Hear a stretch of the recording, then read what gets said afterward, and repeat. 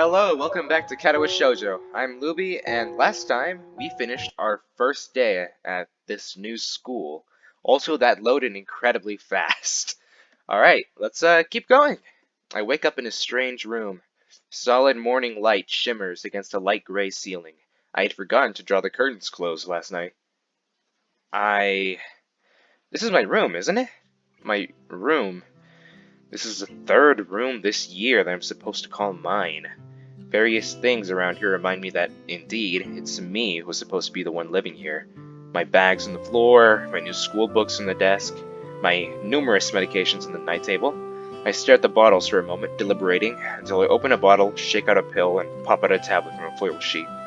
I down them with a chaser of water without thinking about the chemistry. I have a bottle of water right next to me. Yep. You see, it's immersive that way. My uniforms are in the closet. I slink out from under the sheets and stretch my back before dressing up. Putting on a new school uniform feels like dressing in someone else's clothes. The artificial smell of generic detergent invades my nose, but the feeling of fresh cloth against my back is a good one, a natural one. It feels like a school uniform, as it should.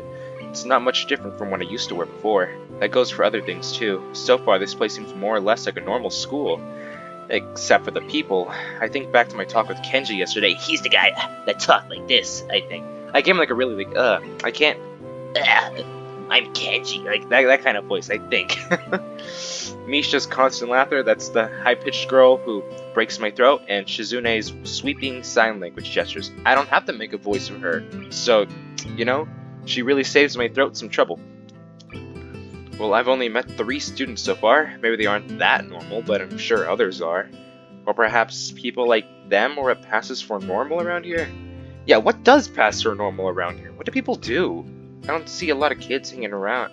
I didn't see a lot of kids hanging around after classes yesterday, so maybe there are clubs. If so, I wonder if I should join one. We're joining clubs, baby! Extracurricular. All through class, the question remains in my mind.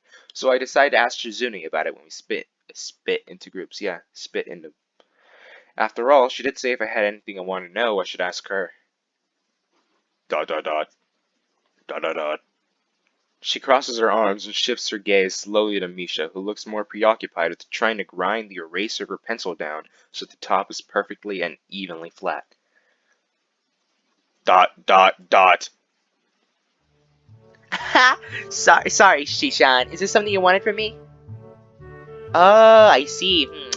That's a good question, Hichan. My first thought is that means she doesn't know, which is worrying. Maybe I'm being too negative. Well, anyway, Misha, please don't prove me right. Dot dot dot. Oh, that's right. Everyone is encouraged to join a club. A lot of people do so because there isn't really anything else to do. There are also school events, like the festival coming up in a few days. Almost every student in the school tends to help out with it, doing whatever. So you actually transferred in a busy time. Maybe you can help out too. Sure. What's the festival about? Misha freezes. I don't know, Hichan. The truth is, it's a local event, and I'm from this area, so... She starts signing desperately to Shizune, asking her to bail her out. Shizune adjusts her glasses at the end of an oddly grandiose flourish and starts signing hard and heavy. Dot dot dot. Huh? Who cares? Misha puffs out her chest as she shouts Shizune's words out at me with a disproportionate amount of pride. Too loud. I can see heads turning to look in our direction. What's so loud? Dot dot dot. Human beings evolve with each new generation. The ideals and beliefs behind a festival will inevitably change with time. Dot dot dot! Exclamation mark! Now, it's about delicious fried food and amusing little games that you play to win prizes. The teacher clears his throat very loudly, batting his long wooden pointer against his other palm like a baton. He shoots a pointed gaze at us. Finally noticing where we are, Misha stifles a yelp and quickly quiets down. Shizune doesn't seem embarrassed at all, though, brushing it off without a care. Dot dot dot. We are in the middle of class and should start working. That's right, Shishan. What? That's right, Hishan. Are you asking me if you're interested in joining a club? It could have been my eyes playing tricks on me, but I think I saw a suspicious glance exchanged between them. Misha's tone had also changed, although it does that every other word anyway. Yeah, I was thinking about it. Misha and Shizune look at each other again. I'm about to ask what they have in mind when something dark flutters in my peripheral vision, catching my attention. Out of the corner of my eye, I see the girl with the long, dark hair get up from her desk and slip silently towards the door. It doesn't seem like she was working in any group, and no one seems to notice her but me. I glance at the teacher, who's also looking at the dark-haired girl, go, "Why doesn't he say anything?" Hichan, is something wrong? Do I look as uneasy as I feel? Or is Misha just looking at me, looking after the girl who left? No, nothing. Dot dot dot. Okay, well, like we were asking, you don't have any plans for lunch today, do you? I thought I would go to the library. Oh, who's saying this? Who's saying this? There's no name! There's no name! I thought I would go to the library and pick up some books. Not really. Do you want to have lunch together then? Sure. Dot dot dot.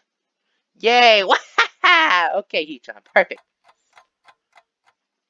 The rest of class passes uneventfully. The girl with the long hair never came back. Before I have the time to put any more thought into where she could have gone, the teacher informs us it's time to stop working. Shizune looks more than a little annoyed that we only just barely managed to finish all our work on time. I'm just glad we finished it at all. It's not a contest or anything. Dot dot dot. Yes, it is, Hichan. Impossible. Really? Really. I've noticed this before, but it's kind of funny how Misha is always moving her hands and signing not only everything she says, but what anyone else is saying at any given time. Obviously, it must be so Shizune can understand it. Her eyes dart back and forth between Misha's hands and me. I don't know who I'm supposed to be looking at. I'm talking to Misha, but that might be wrong. Maybe I should face Shizune. I'm used to looking in the direction of the person whose voice I'm hearing, but really, Shizune can't hear me, but it would be disrespectful to talk to her only through Misha. Then again, isn't that what she's doing? No, she's at least looking at me. This is all very confusing. It will take some time to get used to. It's not a contest, because contests are competitions over a prize. If there's no prize in the line, it's not really a contest. Shizune's eyes flash dangerously with competitive glare. She stares at me, as if surprised that I'm challenging her. I think maybe this is a contest here. I never noticed before how dark blue her eyes are. It's truly an alluring gaze. You'd never notice her whole blue thing going on up here. Dot dot dot. Are you sure, Hichan? Very sure. Dot dot dot. Haha, you're wrong, Hichan, because I don't want to be the slowest one in the class. Therefore, what's online is my confidence in my abilities, and the prize is the satisfaction of proving them. Wahahaha! Shizune pushes her glasses up the bridge of her nose in a very matter-of-fact way. I'd argue more, but the bell rings, and she quickly gets up and picks up her bag, looking at me, expectantly. It's the fucking painting again! Aha! I'd almost forgotten I was supposed to have lunch with them. Dot dot dot. Where do you want to eat? The cafeteria? It's so plain. Okay, let's go. Plain? Well, I guess at my old school I liked to eat outside near the back of the building. It was a good spot. I didn't find it until near the end of my freshman year. I'm sorry for all the menu popping up. I just keep clicking right click, and I'm sorry, it's a habit. I wonder if there's a similar place to eat here. Misha seems to imply as much. Shizune and Misha pull me towards the cafeteria, which is surprisingly not packed. Maybe some students favor eating in classrooms or outdoors. I saw some of my classmates had boxed lunches. After we finish eating, Misha picks up where we left off earlier. So, Hichan, you want to know about clubs and stuff, right? Right? Dot dot dot. Right, Hichan. Okay, I guess it makes sense to ask first. Exchanging little nods of confirmation, they turn to face me again, and Misha straightens her posture as she is about to deliver a speech. Hichan, do you have anything you're really interested in? I used to play soccer, but I'm not really into it. I don't follow the teams and players or anything like that. As of late, I usually just read a lot. There is a book club, right, Hichan? Right, but it seems to have all the members they can possibly have right now. Sorry, Hichan, it's a really popular club. Dot dot dot. Okay, but more to the point, Hichan, does this mean you don't have anything already in mind? Not really. Dot dot dot. Good, great, that's great, Hichan, really great. Ha ha ha. Wah ha ha ha. Why is it so great? No reason. Well, Hichan, other than clubs and the upcoming festival, there's one other thing. Student council. I see. I didn't know the school had a student council. That was a very melodramatic setup, though, just to tell me that. I'm pretty sure the two of them know this, because Shizune looks a little embarrassed about it, and Misha is laughing. Wait, so I thought every high school had a student council. Is that not a thing? Oh wait, no wait, this takes place in Japan, doesn't it? But Japan also has student councils, I'm pretty sure. I always thought student councils were like a super common thing. Are they rare? I don't know. My school has a student council. Shizune quickly retakes control of the discussion in a manner of speaking. After all, it's still Misha who has to voice whatever she says. Dot dot dot. Ha ha ha! Right. Hichan, maybe you should join the student council. They could use more people. Yes, definitely. Yeah, you should definitely join. Why?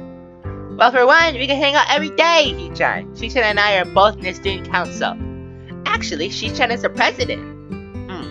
I'm starting to get the suspicion that Shizune and Misha might not exactly be the most unbiased people to talk about this with. As if reading my mind, Shizune quickly adjusts her glasses and signs something to Misha. Dot dot dot. Of course, we're not trying to get you to join. That's because we would obviously benefit from you joining the student council and therefore have an incentive to try and get you to. So you're admitting that dot dot dot. No, we admit nothing. I mean, Hichan, of course, it would be nice if you joined and we'd appreciate it. But even without all that, joining the student council shows a healthy interest in the workings of one's school. Yep, it's true, Hichan. Besides, you don't want to spend time with that. Wait. Besides, don't you want to spend time with us after school, Hichan? I can't tell if she's being genuine or if this is just really good acting. Both of them seem to be trying hard to look the cutest, although they are already pretty cute to begin with. Oh, he said they're cute. He said they're cute. Oh my god. Well, dot dot dot. So it's settled then. Welcome to the student council, Hichan. What? No! See, Shishan, of course it wouldn't go so easily. Dot dot dot. Yeah, that's right though. It would be boring if it went that smoothly. Oh well, Shishan owes me candy now. You're betting on it? Hey, my life is not a game here. Shizune seems very intrigued by this when Misha signs it to her. The aggressive glint returns to her eyes. Dot dot dot. Wahaha! That's interesting, Hichan. Let's play a game. That's not what I said. How about a rich man, poor man, Hichan? If you lose, you have to join the student council. I have no idea what this game is. No, absolutely not. Why not? Well, because you two both have the same incentive and therefore the same goal, which is to get me to join the student council, right? Dot dot dot. Yep! Yeah, that isn't my goal. What this means is that both of you can team up, and I'll be at a clear disadvantage, so I will have to decline. Dot dot dot. Hichan, I'm very offended. Are you saying you don't trust us and that we would post something so disingenuous? That makes me sad. Sorry? It's hard to tell where Shizune's influence ends and Misha's thoughts begin. Dot dot dot. In order to atone for hurting a young girl's feelings, you should definitely join the student council. No! How about a game of paper football instead of rich man, poor man? Okay, I know what paper football is. I know what that is. Paper football? Yeah, it's a game they play in America. Hey, that's me! That's me! I live in America! You make a paper triangle and then you try to shoot it past goalposts that the other player makes with their fingers. Isn't it cool? It's the ultimate form of competition between two people, Hichan. Dot dot dot. And it's also played by elementary and middle school children, Shishan. I mean, it's a game that really separates the boys from the men. Well, like the boys from the slightly older boys. Anyway, I'm not gonna play that either. Just the fact that you know about it means you're probably surprisingly good at it. Yeah, that's true. How do you know, Hichan? Shizune frowns at Misha, telling me that she probably wasn't supposed to admit that so readily. I wouldn't say that I'm happy with their attempts to get me into the student council, but I'm a little curious what the student council does here. I've never been on one before, or even known anybody who was a member, so it interests me. I also kind of like Shizune and Misha, so maybe it wouldn't be so bad. Dot dot dot. Okay, Hichan, what about Risk, the game of world domination? I don't know what that is. It's a board game, right? I don't know. I've never played Risk before. I know it exists, but I think it's a board game. It's really fun, Hichan. You fight for control of the world with armies and everything. Sounds like Shizune would be good at it. Well, what does that mean? Oh, it's just like she's like calculating, smart, I guess. If you want to play, we can after school. Dot dot dot. Really, Shishan? We can play just for fun, Hichan. Shishan hasn't played in a long time, so if you want to, there are no strings attached. Well, okay. Okay, perfect. We'll see you after school in the student council room then, Hichan. Wait, why there? Because that's where we keep the game. I grimace to tell them how much I do not like this, but it's more for show than anything. So in the end, I agree, but only after getting Shizune to acknowledge that I don't mean anything concrete just by accepting to take a look around and play a game with her.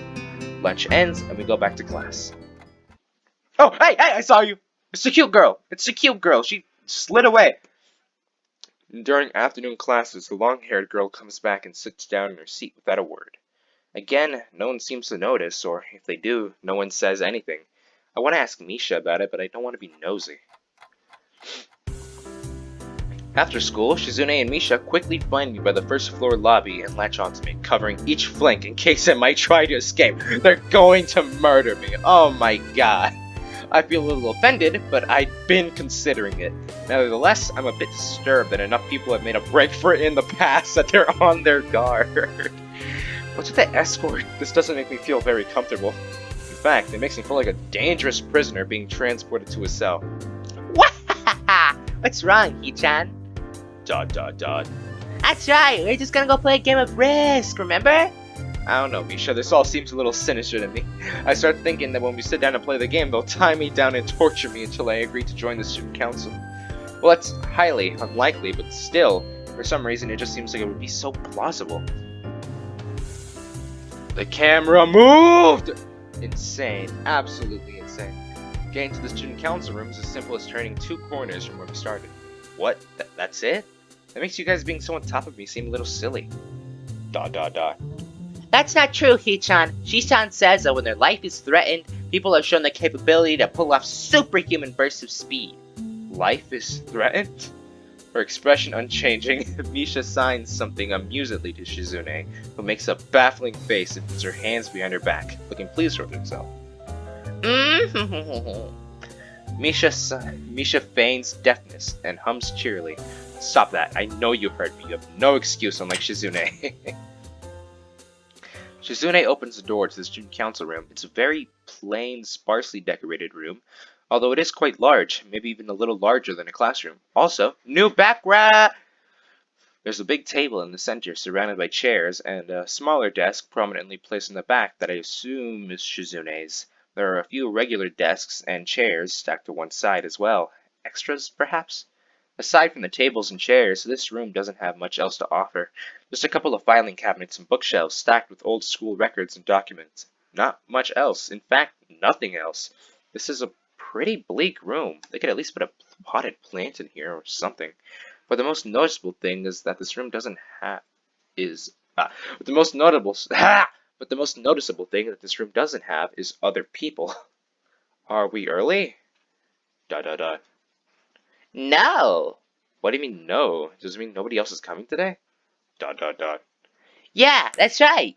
Before I manage to ask why that's the case, Shizune claps her hands together very energetically. ...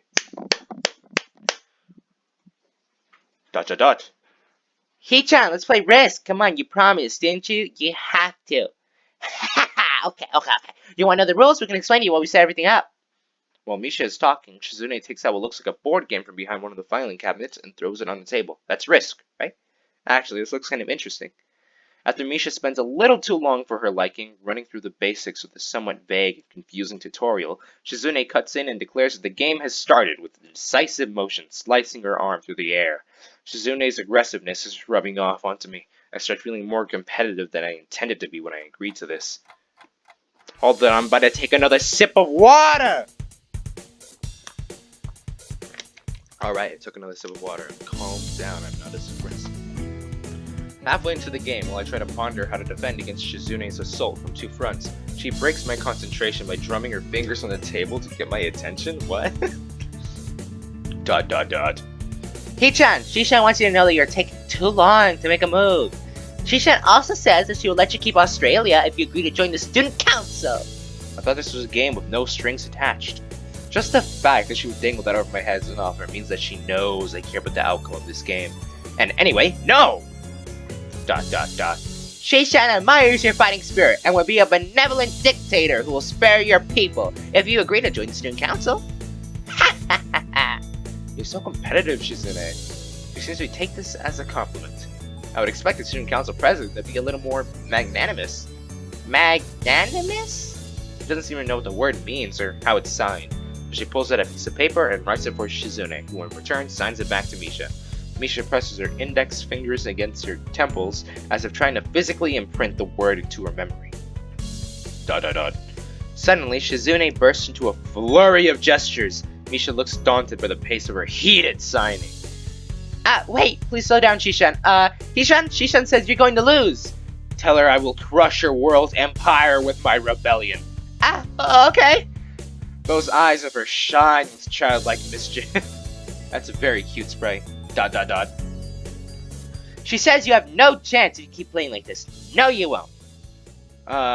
It's a trap. It's smarter to play defensively here. She has a point. Attack aggressively. Okay, which one do I choose? It's a trap. Okay, so she could be tricking me into, attacking her and letting my guard down. Or she has a point and I should attack aggressively, like she says. Do I don't... Okay, I'm gonna say she's cunning, she's smart, she's trying to trap me. It's smarter to play defensively here. It's likely that she's just trying to psych me out. Looking at the board again, I have a pretty good defense setup, and I'm not gonna wreck it by doing something reckless. A few turns later, I lose the game anyways. Shizune adjusts her glasses victoriously and allows herself to tentatively pump a fist in the air in celebration. ... Wahahaha! Ichan, you lost when you allowed me to take North America. I mean, Shishan, not me. ... Getting control of North America is ambitious because it provides a 5 army bonus, but you can attack it from 3 fronts, so you must defend it all. ... I thought you'd have more guts. How disappointing. Ambition, Hichan. Your plan needs to be more daring. Ambition. ... I was really excited when you took South America, but then you switched to playing defensively just because you gained a smaller advantage. That's no good, Hichan. You didn't take enough risks, and when you did, you didn't follow through. That's terrible, Hichan. Wow, I'm being insulted here. Damn, what's it hurt if I play too carefully? There's no need to rub it in my face. Oh, she's close! She got bigger! ... I wonder if you'd even be any good for the student council. What's this? Reverse psychology? I guess I don't have to worry about joining or not in that case. ... Giving up just like that? I expected more of you. Is it? Could I have won that game? Is it because I chose that option? Is that why I lost? Uh-oh. Seriously, is Shizune trying to taunt me into joining the council? Besides, I don't even want to join. It's only my second day. I can't make that kind of commitment. I haven't even taken a look at any other clubs yet. And these two, they're a little weird. Fine, I'll consider joining the council, but I want to take a look at the clubs before I decide. Really, Hichan? You're not just saying that to make us feel better? Yeah, I'm just not sure that I want to. Ah. ... Okay, Hichan, we're not gonna give up so easily. You said maybe. There's still a chance that you'll come around. ... Come on, we can really have fun. We can play more Risk and maybe one day you can beat me, unless you graduate before that. That doesn't make me feel any less reluctant about joining, you know. ... Oh, whoa! Okay, I skipped some text. Let me just go up. Okay, wait. Oh, wait, I'm going the other... Wait, where am I? Okay, hold on. I have the text. Oh, God. Oh, no. I'm so sorry, everyone. I am so sorry. Okay, okay. Okay, no, this way. Yeah, okay, this is weird. Okay, I'm sorry about this. A few turns later, I lose the game. Okay, yeah, I am very sorry about this. I touched the wheel on my mouse. And that means I deserve death. I'm not sure that I want to. Okay, we're not gonna give up so easily. You said maybe. Let's play more Risk. That doesn't make me feeling less reluctant about joining, you know. Surely you're not that horrible at board games. We can play a game you know then, to give you a handicap. Might have said that just to make you feel better, after all. It's cold, Hichan! I take a glance at the clock on the wall and realize I've spent far longer playing Risk than I expected. Sorry, I think I have to go. I wanted to go to the library. It's not closed yet, is it? Shizune scratches her head and gestures at Misha. How hard can it be to determine whether the library is open? There's a clock right there on the wall. ... It should be, unless the librarian is absent. I think you're right, Shishan. We think the library is open. It's on the 2nd floor. Can't miss it. Do you want us to show you where it is? No thanks. It's okay. See you tomorrow. Bye-bye. Oh! The painting changed. The painting changed. It's still creepy. One flight of stairs up, and I run into problems. The second floor hallway is a carbon copy of the third floor one. Wide, of course, and plain, like only hallways can be. The problem is that the library's whereabouts are not as easily determined as one would think. The classrooms are marked with signs stating which class they belong to, but then there's a plethora of other unmarked rooms. Is the library one of them, or is it just somewhere down the hallway? I bound the ladder and choose my direction at random. After I turn around the corner, an unmarked door draws my attention because it's not closed. That's not open either, though, just barely ajar so I can see it's open and nothing else. It would make sense for the library door to be invitingly open, and while this one is not quite that, it's good enough. At the very least, it means that someone is inside and I can ask for directions, no matter how embarrassing that is. I gingerly, is that a real adjective? Gingerly? What does that even mean? Push in the center of the door with my fingertips, every muscle in my arm ready to pull back at a moment's notice. The feeling of being an outsider to the school can't be shaken from my mind, so much so that I instinctively fear doing something wrong by entering. The door slowly creaks as if groaning from a deep sleep, though is much easier to open than I anticipated. Leaning over and peeking my head ever further inside to gain sight of the room as fast as possible, the meek "hello" on my lips is quickly snatched away. Okay, that is a girl. This is not as I was expecting. I mindlessly let the door open to its full extent, taking in the sight of the solitary figure taking center stage in the otherwise abandoned room. The situation steals my voice, leaving me standing at the doorway, staring at the beautiful girl.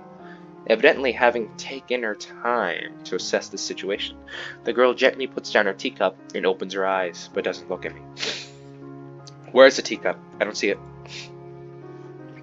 Okay, so now we need a new voice for a new girl. Okay, I have no idea if she's one of the options or whatever, but let me just take a little sip of water. Let me take a little sip. Ah. Okay. I don't know what her personality is, but she seems like the fancy, regal type, I guess. Teacup, you know, more formal. I don't know. Ahem. Hello there. May I help you? Staring directly in front of herself, the movements of her lips seem to break the silence rather than the words. However, it's a soft, measured voice that reminds me she's a being separate from the room itself. Not only is she likely the tallest girl I've ever laid eyes on, but even among the foreigners I've met, she's strikingly distinct. Hi, sorry for intruding. I was just kind of lost. She takes a moment to formulate a response before speaking. Every action she takes feels as if it's been carefully choreographed beforehand. Care to take a seat? Unexpected, considering that I'm intruding upon her. Thanks. I slowly step towards another seat opposite her, the girl resting the teacup and saucer on the wooden table in between. The way she doesn't track my movements with her head is telling. That, and the slight cloudiness to her eyes, means she must be at least partially blind, like Kenji. Come to think of it, her voice doesn't have any detectable accent either. I guess she must be half Japanese? As I take my seat, her composure takes me slightly off guard. Her air of relaxed confidence makes the silence entirely comfortable. The calming atmosphere is so very different from the student council office. I take it you're a new student to Yamaku. Yeah, I just transferred in yesterday. I get the distinct feeling my speech patterns don't match the formality of hers, accentuated by her restrained bow of greeting, one which I hasten to match before realizing the futility of the action. I'm Lily Sato. Pleased to meet you. Hisao Nakai. She gives a nod before gesturing roughly in the direction of her teacup. Would you care for a drink? Sure. As much as it pains me, I can't keep step with her formality in her proceedings. She gives a kind nod, taking the request in stride. By the way, I've been doing her voice like kinda quiet, so I really hope that the mic picked it up. Without another word, she steps off the chair and prepares a second cup of tea from a collection of supplies laid out along the shelf. A brush here, a brush there. Her left hand often lightly touching the side of whichever container she's pouring into. It seems to be a process she's followed dozens of times before. As I lean sideways to see her on her back, she seems to be using her long, dainty finger to measure the right amount of water in the cup. It's one thing to see the different disabilities the students in my class have, but it's quite another to see how everyone seems to adapt. Shizune and Misha have no problem working together to communicate to me. Lily herself seems to have workarounds for problems I've never thought of. While I feel slightly guilty about her doing the work, she seems pleased to be following the correct process of the offer of preparing the drink. So, her soft voice brings me out of my silent observance. Which room were you looking for? It's not often this classroom is visited after school. The school library. Shizune and some classmates told me it was on this floor. She finishes pouring water into the teacup as she nods, a small metallic tapping coming from the teacup, indicating it being stirred. I'm aware of Miss Hakamichi, as are most students. To be with them means you're in class 3-3, you know? That's right, in the science room with Mito. She gives a small giggle before setting down the teaspoon and slowly walking towards the table, teacup and saucer in hand. He's quite a character. I imagine you'll come to like him. Most do. Oh hey, we're sitting together. Look at that. That's a nice art. As she sets down the tea, I gently take it and have a sip. I'm really more of a coffee person, but this seems like a rather bad moment to bring it up. Nonetheless, the smell's quite nice. I hardly think it'd be hard to choke down. Thanks, Sato. It tastes really nice. She smiles and quickly waves her hands in front of her face. Lily, please. There's no need to be too formal. She says this in spite of her exceedingly well-bred speech. Oh well. What does that mean? Well-bred speech? Like, fancy? Like, what do you mean by well-bred? Like princess-like, I guess? I guess I should try and ask her about herself, as it really does seem as if she's catering to me. So, which class are you from? I imagine it's one of the third-year classes. Correct. I'm in class 3-2, which is on the third floor, same as yours. It's taught by Miyagi, and is specifically for both blind and partially blind students. I see. Sorry. I see. I feel like slapping myself with a faux pas. Looking at her face, though, she doesn't seem in the least bit put off by it. My, there's no need to change your speech on my account. Sure, sorry. I guess I'm really showing my newness here. An environment like this would be a big change, so I can't fault you for it. While the same can't be said for everyone, many have come to terms with their conditions. A category which would include her, it seems. All too ready to jump ship from this particular topic, I segue into another. Do you come here to drink tea often? It's a really nice place. Thinking on it, this might be her version of the place behind my school that I like to have lunch at. I come here fairly often during lunchtimes. My duties as class representative don't leave enough time for an official club, so a friend and I use this room for having tea. So she's class representative, that's good to know. Class representative, huh? Compared to Shizune, her mannerisms seem to be almost completely opposite. While Shizune is blunt and fiercely driven, Lily seems relaxed and calm, almost aloof. Come to think of it, she might be useful for a less biased view of the school's clubs. What kind of clubs are there to join? The more popular ones are the track and field club, which uses the field near the school during lunchtimes, the baseball club, and the book club in a room near the library. There are also numerous smaller ones too, though, such as the art and music clubs. At a time when I'm just wanting to get on my feet, rushing into a club right away seems slightly unappealing. I wonder if this school shares the same rule as my old one. Is it compulsory to join a club? It isn't, though it is encouraged. Good. That's a relief. I've really let down my guard around this girl to let such a thing slip out. The fact seems to slightly amuse her. Not wanting my tea to get cold, I finally start drinking it as Lily does the same. Oh, hey, look at that! That's really nice, I guess. I guess it just means time has passed. Is it sunset now? As I look over to the window over her shoulder, I notice the light coming into the room has a distinctly orange tint. Even here, time doesn't stand still. The time's gone quickly. Sorry? Right, she's blind. Of course she can't see the sun setting. It just looks like the sun's starting to set. It seems to come as a surprise for her. I guess she must have lost track of the time. Sorry, Hisao. I didn't mean to keep you from the library for so long. I quickly moved to allay her concern. No, it's okay. The library's still open, isn't it? She pauses and takes a moment to think on it. It's probably something I should have asked Shizune when I had the chance, but Lily seems likely to know in any case. True, it's open until 6:30 during weekdays. A quick glance at my watch confirms I have well enough time to get there. I might get going in that case. It's been nice talking with you, Lily. She smiles and gives a deep nod, her hands still neatly folded on the table in front of her. It was my pleasure. Come to think of it, shall I show you to where the library is? I couldn't possibly ask for more help. I should be able to find it alright. Well, unless my navigational skills fail me, which I seem to have a habit of doing. It's alright. I was going to be talking to the librarian there in any case. I could introduce you. This gets better and better. It's pretty hard to deny her offer. If you're sure, then that'd be great. Thanks. As she stands up to follow me, she takes hold of a straight, retractable cane that had slipped in the handle of her bag on the floor. Compared to the cane the boy in my class had, Lily's looks much thinner and longer.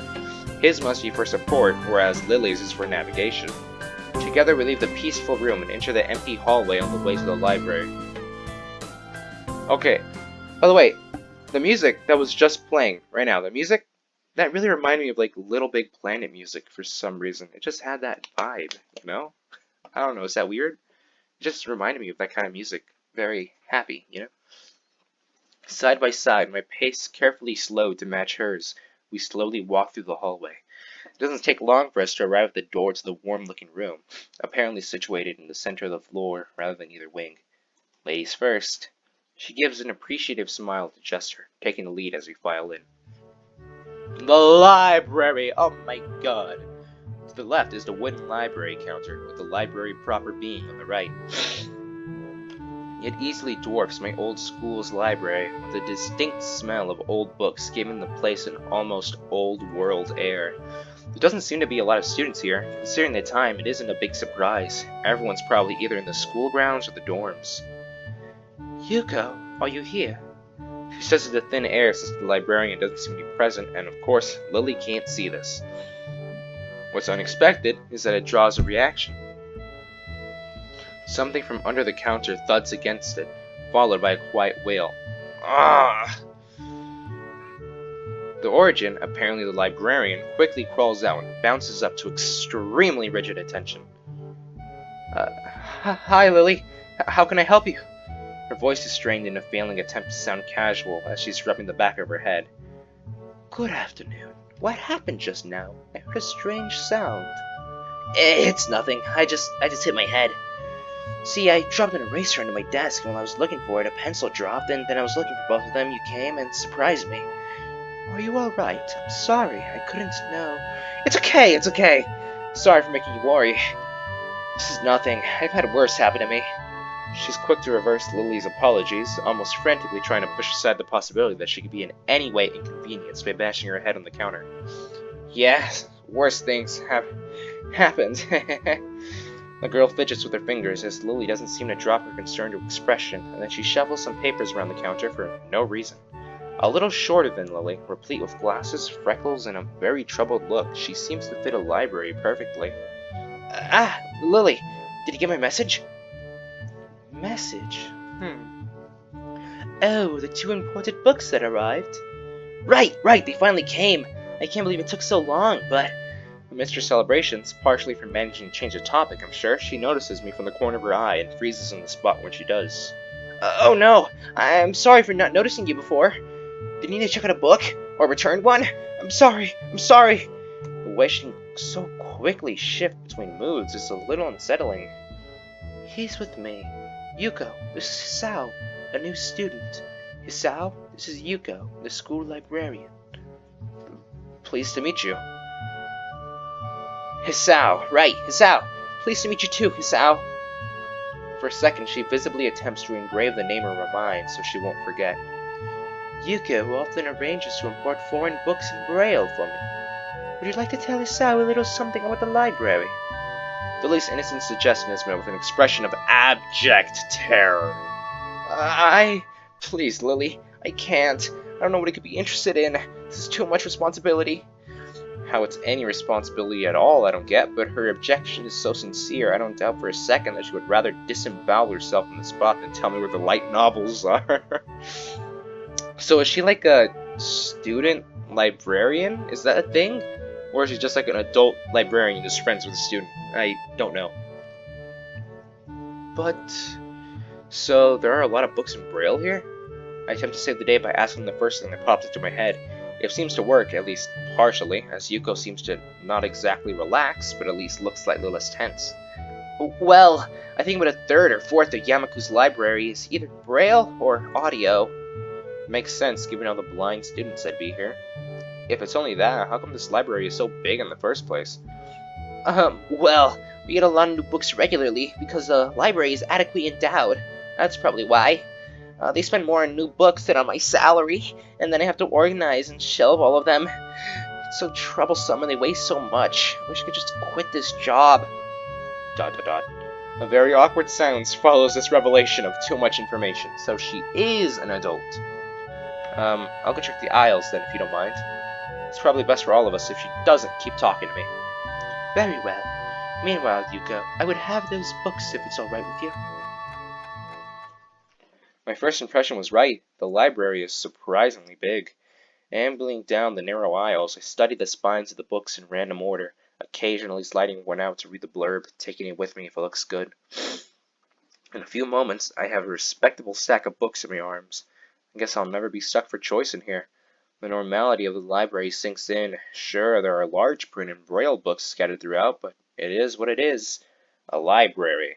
It's as if the calm mood from the room I had tea with Lillian snuck in with us in here. Unless it was here to begin with. Something about that puts me at ease, just like before. I reach the end of the aisle and find a collection of desks, set up for a study or personal reading. Going a little further, though, I discover a nice quiet corner at the back. While the rest of the library has the odd student sitting at a desk, either reading or stealthily sleeping, the back is pretty much deserted. As I glance around, I see someone who I recognize sitting on one of the several beanbags. There's beanbags in this library? Oh my god, that's incredible. 10 out of 10 library right there.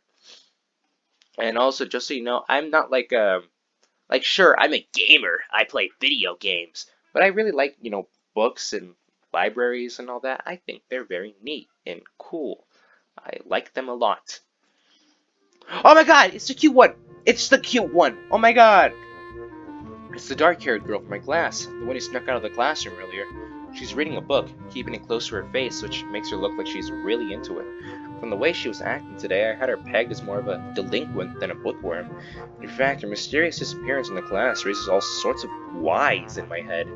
Intrigue floats slowly but surely towards the surface, and before I know it, I'm walking towards the mysterious long-haired girl.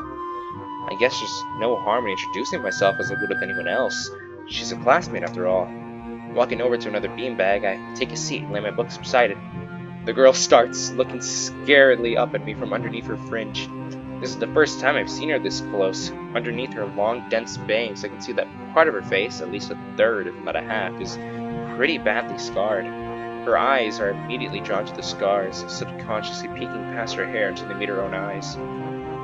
For a second, I'm shocked, and divert my eyes to the book in her hands before I realize that looking away probably only makes it worse.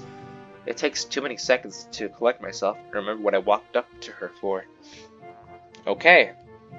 I'm sorry, I didn't mean to startle you. Hi, I'm new here, Sound Kai. We're in the same class.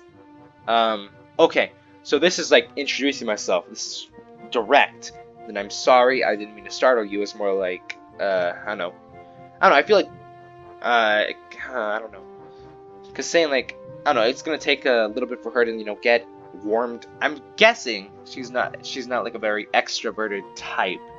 So like just going direct probably isn't gonna work. I'm gonna try to go a little more calmly, I guess. Sorry, I didn't mean to startle you. Okay, now we gotta make a voice for her. Okay. It has to be at least like a little quiet, I guess, a little shy. It's okay. The girl certainly doesn't look like it's okay, but let it slide. So, do you mind if I sit here? She seems to be very uncertain whether it's okay or not for me to sit, but finally she nods, just a little. Okay. I take the seat next to her, and she hides herself behind her book. Life of Pi. No, it's Life of P. Never heard of it. That's that. I never read the book, but I know there's a movie about it. It's the, the guy with the lion on the boat. Yeah, that movie. I don't remember a lot about it, but I remember the lion on the boat. Also, I don't remember if it's Pi or P, because I remember there was a joke about him peeing himself. in the movie, so it might have just been P. So we're sorry again for startling you. I'm Miss Al. She looks up from her book, stalling a little before replying. I know. We are in the same class. Her speech is stilted and so quiet that it's barely audible, even in the still library. Somehow I think that my delinquent impression of her was wrong. Hanako. I'm Hanako. I resist the urge to say that's a nice name, just to have something to say, but really, it's the only thing I can think of.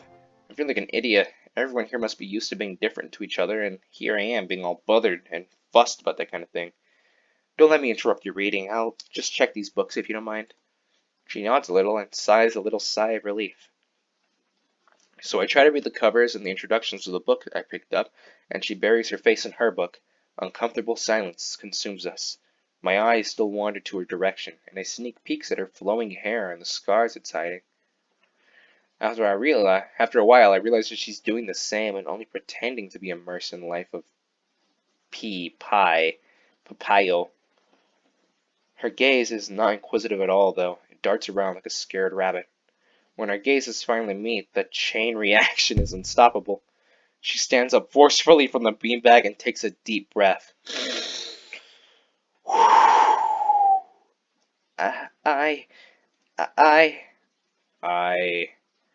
I've got to do something. Without warning, Hanako takes off and runs towards the counter. Her hair-like takeoff catches me so off guard that I don't manage to go after her until she has a good head start. By the time I reach the counter, she's nowhere to be seen. Lily and Yuko are happily chatting away. Knowing that I won't be able to catch Hanako myself, I approach the girls. Hey, did you see her? Notice a girl run past here? Maybe. What does she look like? Long, dark hair, kinda shy. She had, well, some scars on her face. You wouldn't be talking about Hanako, would you? Yeah, that's her. I saw her reading and tried to talk to her, but I think I scared her off or something. Oh dear. Yuko, would you excuse me? I'd better try and find her. Sure. I'll just hold on to these until you come back. What's going on? I'm sorry, we'll have to explain it to you some other time. Right, I'll see you later then. Lily hastily grabs her cane and hurries out of the library, leaving me alone with Yuko. I don't think I'll ever get the hang of this place. Did I do something wrong? What did you do? Nothing, I was just looking for some books and then she got this fit and ran off. The most offending thing I can think of was that I might have looked at her general direction a few times. Well, she is a very timid girl. You have to be very careful around her. She can be very jumpy, I think, and she's not accustomed to talking with other people. Isn't that a bit strange? I wonder, it's just how she is, I think. Yuko doesn't sound all that convincing. Then again, maybe this is just a norm around here. Everyone has their own problems, or else they wouldn't be here. But how should I deal with these people? Forcing myself to act overly casually only makes me feel phony. Like I was supposed to be ignoring the elephant in the room. Yuko fidgets, looking like she wants to say something to that, but resists it. I think it's only an elephant if you feel that way. I guess she doesn't have a good sense of self-restraint. It makes me smile, and she blushes heavily. What? Did that sound stupid?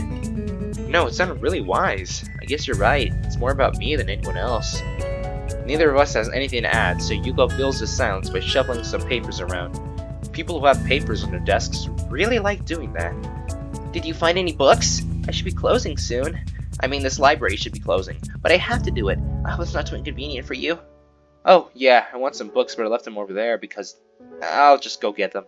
I fetched my stack of books from inside the beanbags where Hanako and I were sitting and returned to the counter. Wow, you read a lot, don't you? I surprised myself with that too, honestly, at least when I really think about it. I had a lot of free time earlier this year, so I just kind of started reading books to fill that time. I couldn't do much else. I see. But she doesn't say anything else and just checks out my books for me. I guess that's what they call tact. Holding the library books with one arm, I trawl my pocket for the key to the door. A sudden sound from behind startles me, making me nearly drop the books I'm carrying, or the key that I almost managed to get into the lock. Who is it? I turn around to see who was talking to me. It's Kenji. He seems to be in a friendly mood, although the light glinting off his glasses in the dark gives him a sinister look. It's just me. That makes him pause and lick his lips nervously. Yeah, sure. Who is me? I don't know anyone called me. Are you some new guy again? His voice is suddenly strained and quick. Yes, but we met before, yesterday. I don't think so. I remember someone who we met only yesterday. When was that? What day is it today? I try to ignore him. Is he joking or what? Prove that we met before. We live across the hall. You're Kenji.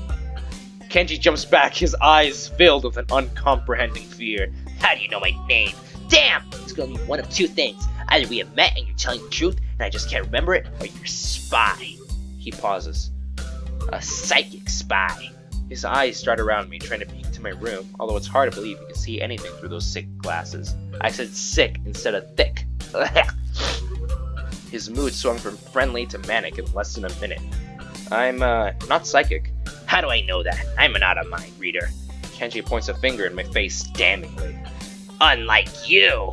Stop that, man. We met yesterday. What's wrong with you? I live in this room. Lies! If you think you can pass as Hisao because I'm legally blind, you are sorely mistaken.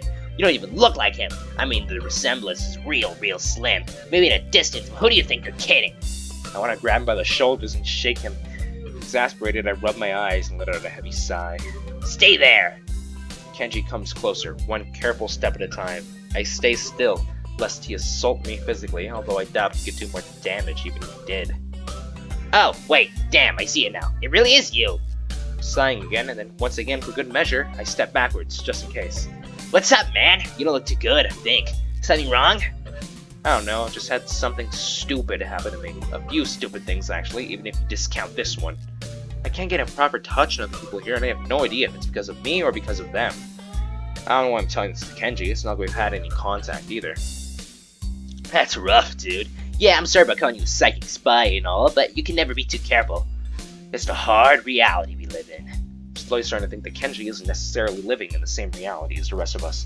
You see? This is how it is, this world. There is no justice. You see, even when I lose, I win, because I don't lose the lesson. What the hell does that even mean? It doesn't matter. He dismisses it flatly with a wave of his hand. So what happened? Why a long face? You have a long face? It's nothing, I just scared some girl off accidentally. Literally, too, she actually ran away from me. Was my fault, really. I think I'm not really used to all of this yet. A girl? Cute one? Cute? That's a hard question. She had a nice body and really beautiful hair, but the face, I guess it'd go either way. What do you mean? She was cute. I have no hesitation on that fact. Yeah, cute, I guess. I knew it! There are a lot of cute girls here. A strangely disproportionate amount. I believe this is one of the dark secrets of the school. I tried to warn you, man, but did you listen? I don't remember any such warning. Dark secrets? Yes, dark secrets. Extremely dark, like a black hole. Have you noticed the number of girls in the school is slightly but significantly higher than the number of boys? It's like 60-40. Turns his head to the left and stares off into the distance at nothing. Why is it like this? I mean, to the untrained eye, it doesn't appear to be that bad. But that's a full 20%. One would think that a school with such a huge pool of women would be a man's dream, but no! What am I about to tell you is about to blow your mind. Are you ready? I don't know where this is going, but I think I won't be missing much out. I don't think I won't be I'm sorry. I'm so sorry about that. I don't know where this is going, but I think I won't be missing much by cutting out now. No. I am not ready. I only get as far as turning the doorknob before Kenji starts talking again, showing that he really doesn't care if my mind is blown or not. I believe this school is a battleground, the site of a feminist infiltration. What? This disparity in the number of men to women is a clear sign of how far they've come. In case this Cold War turns hot, they will have superiority in numbers. Just another skirmish in the eternal war against the forces of feminists. They're everywhere. In Japan, women outnumber men. It's now a 60-40 split, but it's only a matter of time, man. Even in America, women are the majority by the hair. They're building up their numbers. In the past, the buildup of a military has always been the clearest sign of imminent war. Japan is but the first step. Our economy is badass, and the country itself is small and isolated, yet a huge part of the Pacific in terms of political value. The perfect target. They're so cunning, as expected of women. Soon the day will come when Kenji's voice trails off ominously. That is why you can't trust them. They'll string you along and then kill you just as they killed me. You will end up just like me. Oh, hell no. I can't stop myself from blurting it out. Hey, what the hell does that mean? You said it, not me. It's the best I can think of. So? You're not supposed to say something like that. Damn, so rude. Where was I? Oh yeah, vast feminist conspiracy. Stop it! Stop! I lost you way back there somewhere. Somewhere around feminist infiltration. Too hard to follow? It's cool. I have some graphs and stuff in my room. And puppets. You like puppets? No puppets. You don't like puppets? Okay. Graphs are still cool though, right? He speaks energetically, responding almost before I'm done talking, moving his hands in an animated way as he continues to rant on. This is too strange. I had him pegged as relatively normal, but it's clear that I was wrong. Something on your mind, dude? Just thinking about what it's like to be the last sane man in an insane world. Kenji frowns, looking deeply upset. You mean that's you? That can't be, because I'm the last sane man in an insane world. That's my dream. You can't just steal a man's dream. What the hell? There can't be two last sane men. It would invalidate the whole last part, and that part is kind of important. There could only be one, like in that foreign movie where there could only be one, and in the end there's only one dude left, because that was the point. I've never seen anyone talk so heatedly and so defensively about absolutely nothing before. That's a great line right there. I love that line. Anyway, if you wait here, I can get my graphs. I also have a list of the other dark and complex conspiracies the school holds. As tangled as... Quick, finish my analogy for me. Be a pal. I'm gonna go to bed now. It's extremely late. That doesn't sound like an analogy, but whatever. I like you. You seem like a cool dude. Most people don't understand what I'm talking about when I try to explain the vast feminist conspiracy to them. Denial's a terrible thing. Later. He claps me on the back and then vanishes into his room so quickly and quietly it's like he didn't even open the door but instead walked right through it, like a ghost. I don't know if I can fully digest what just happened, so I give up and just go to my room, kicking off my shoes before falling face first into bed. Does that mean he's sexist? I mean, he never said... I mean, he did say that women are cunning. That's not exactly a bad thing. I don't know. He's not exactly... I don't know. I wouldn't call him sexist. I wouldn't call Kenji sexist. I'd call him, insane. You know, we'll just go with insane. Yeah, Kenji's insane. It takes me some time to relax and get up so I can get started on homework. It's because the sheets are cool and comforting against my cheeks, and it feels good just lying there with my eyes closed. This school is like some kind of bizarre and surreal island. It's isolated on top of a mountain, and each person is stranger than the last. I just can't seem to fit in. What irony, one would think that fitting in a place that's made for people who are unfit for anywhere else would be easy. Maybe I'm trying too hard. Although I say that, it doesn't help take the edge off, and the words are left echoing off my empty walls. I guess it's not as bad as I expected, though. This place really is more a school and less a hospital pretending it's a school than I thought it would be. If nothing else, the scenery is beautiful. I open one eye, seeing the school books and bottles of pills arranged side by side on my desktop. Maybe this place is too much like a normal school after all. And that's the second day done. Whew. Alright, I think that's going to be the end of this episode of Katawa Shoujo. I mean, we did get a lot of stuff done. We met a lot of people this episode. I'm glad we're finally able to meet Hanako, and that I know her name now. Yeah, okay, so I still have no idea if the choices I'm making actually matter or not. I hope they do, but, yeah. We'll see you next time, where we continue on to our third day, and, maybe even meet some more new characters. I don't know, because I think there's still, like, 2 more characters that we haven't met. But we'll get to that when we get to that. Thank you for watching this episode of Katawa Shoujo, and hope you enjoyed. See ya. But wait, before I say see you, I need to say, no, not load, I need to save the game. Yes, save, yeah. Oh, hey, is that Lily? I think that's Lily. Yeah, over to save. And then, yeah, we still have to meet this girl. I don't know what her name is, but we still have to meet her. Alright, cool. So now, thank you for watching Katawa Shoujo. I hope you enjoyed, and I'll see you next time.